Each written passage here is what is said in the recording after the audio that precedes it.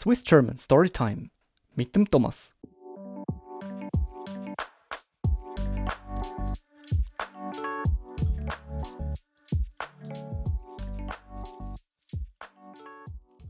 Hoi miteinander, wie geht's euch? Willkommen zu einem neuen Podcast von Swiss German Storytime. Bro, ist kalt geworden, nicht? Im Moment hat es wirklich mega schön Schnee und ich denke mal, die meisten von euch freuen euch, zumindest die in der Schweiz sind. Bei den anderen weiss ich nicht, ob ihr auch Schnee habt oder ob es vielleicht sogar Sommer ist, keine Ahnung. Aber in der Schweiz hat es fast überall geschneit in den letzten Tagen, vor allem die letzte Woche, das letzte Wochenende.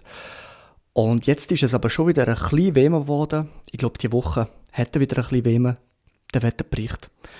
Aber hoffen wir so, dass der Schnee noch bleibt bis zu der Weihnacht und dass es an der Weihnacht dann auch so ist, dass man Skifahren kann, dass man schletteln kann, dass man es geniessen kann.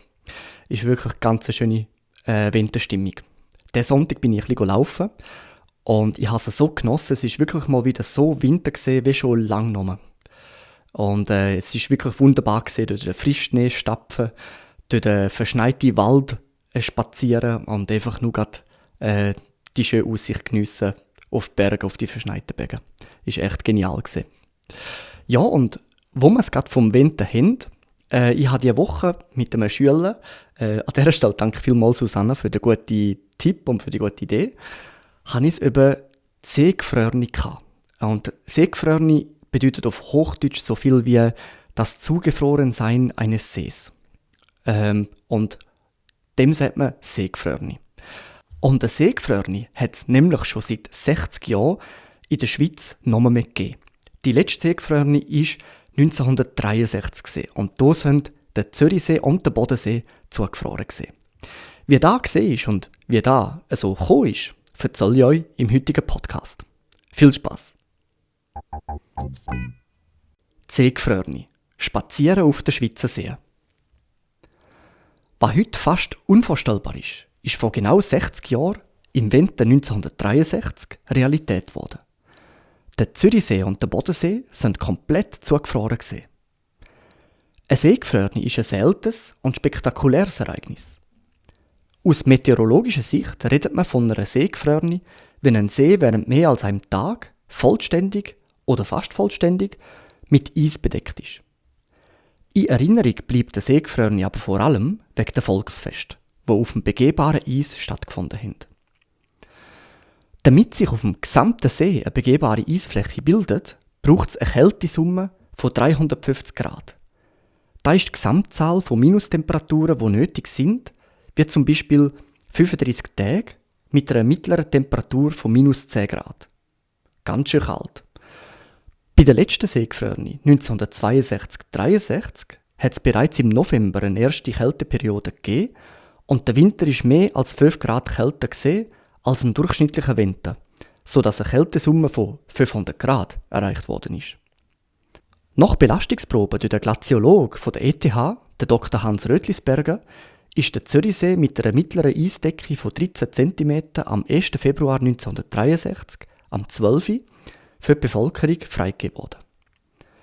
Eine wichtige Rolle hat die Seepolizei gehabt, die für die Sicherheit zuständig war und Regeln aufgestellt hat, wie man sich auf dem Eis zu verhalten hat. Die Eispolizei war mit Schlittschuhen, Megafon und Funkgeräten ausgestattet und an den Wochenenden mit zusätzlichen Ordnungskräften versteckt. Bei der Belastungsprobe sind 5 mit Wasser gefüllte 200 Liter Fässer dicht nebeneinander aufgestellt worden. Die Eisdecke hat sich im Zentrum um 3,5 cm gesenkt. Nach 2 Stunden sind 2 weitere Fässer dazugestellt worden, sodass sich insgesamt 1400 Kilo auf 3 Quadratmeter befunden haben. Es sind zwar Risse entstanden, aber die Fässer sind so langsam eingesunken, dass ein Sprung aus der Gefahrenzone möglich gewesen wäre. Weitere Fässer, wo man in einiger Entfernung vom zentralen Belastungsort aufgestellt hat, sind stehen geblieben. Die Belastungsprobe hat damit die Berechnungen bestätigt, die von einer Sicherheitsgrenze von 10 cm ausgegangen sind. Es hat ein wochenlanges Spektakel auf der 88 Quadratkilometer weiten, grösstenteils spiegelblanken Natureisbahn angefangen. Die Seegefrorene hat auf Wochen das Leben und das Denken am See bestimmt. Zu Tausenden sind die Menschen auf die Eisfläche geströmt, um den überwältigenden Anblick vom erstarrten Zürichsee zu erleben. Das außergewöhnliche Naturereignis hat selbstverständlich auch viele Auswärtige angezogen. Wie viele Personen sich gleichzeitig auf dem See befunden haben, lässt sich nur schätzen. An den Wochenenden sollen es bis zu 150'000 Personen gewesen sein. Die Schüler im Einzugsgebiet vom Zürichsee haben einen extra Tag schulfrei bekommen, damit sie das einmalige Erlebnis ausreichend geniessen können. Auf dem Eis hat es unterschiedliche Mittel der Fortbewegung gegeben. Zu Fuss, mit Schlittschuhen, auf den Ski, im Schlitten, auf dem Velo und sogar im Eissegler. Motorisierte Fortbewegungsmittel sind allerdings ausschließlich der Seepolizei vorbehalten gewesen. Die hat zum Beispiel auf dem Zürichsee extra für die Seegefrorene 4 Raupenschlitten bereitgestellt gehabt. Auch für Sportbegeisterte hat der zugefrorene See viel hergegeben.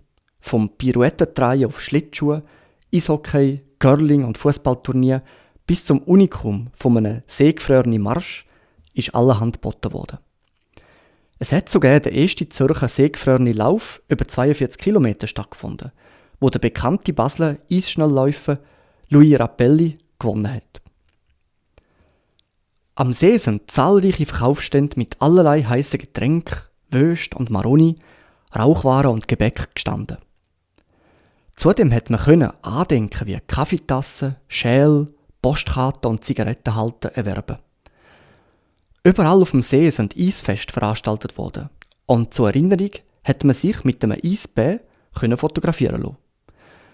Die Zürichsee-Zeitung hat an die Tradition der Eiszeitung von 1880 und 1891 angeknüpft und hat die seegefrorene Post herausgegeben.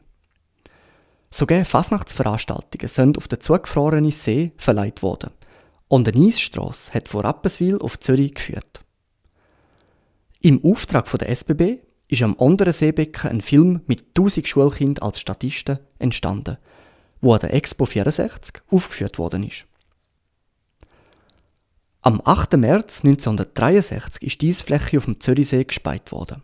Die Zürichsee Schifffahrtsgesellschaft hat am 25. März 1963 versucht, mit dem Schiff Wädenswil, wo als Eisbrecher dient hat, nachzuhelfen. Es hat Wochen gedauert, bis sich wieder der gewohnte Anblick von einer bewegten Wasserfläche gezeigt hat. Die Seegefrorene von 1963 war ein einziges grosses Eisfest gewesen. Auch in Zukunft wird es kalte Winter geben, aber eine erneute Seegefrorene ist mit der Klimaveränderung sehr unwahrscheinlich geworden. Und da wäre ein kleiner Ausflug in die Vergangenheit von vor 60 Jahren gesehen. Ich hoffe, es hat euch gefallen. Wie würdet ihr das finden, wenn der Zürichsee oder der Bodensee oder irgendein See in der Schweiz voll wieder zugefrieren? Also ich glaube, ich würde es wirklich mega cool finden. Und ich würde die Schlittschuhe auspacken oder die Ski nehmen oder irgendwas, aber möglichst viel Zeit auf dem See verbringen, wenn ich daran denke, dass es vielleicht wieder Jahrzehnte gehen will, bis man wieder so etwas erleben könnte. Also es ist wirklich ein einmaliges Erlebnis, aber wie gesagt, wahrscheinlich ist es eher selten, dass es passieren wird. Hoffen wir es mal. Aber es ist schon relativ kalt, oder? Wenn es so 35 Tage unter -10 ist. Also muss man sich gut anlegen. In dem Sinne wünsche ich euch eine ganz schöne Woche noch und bis zum nächsten Mal.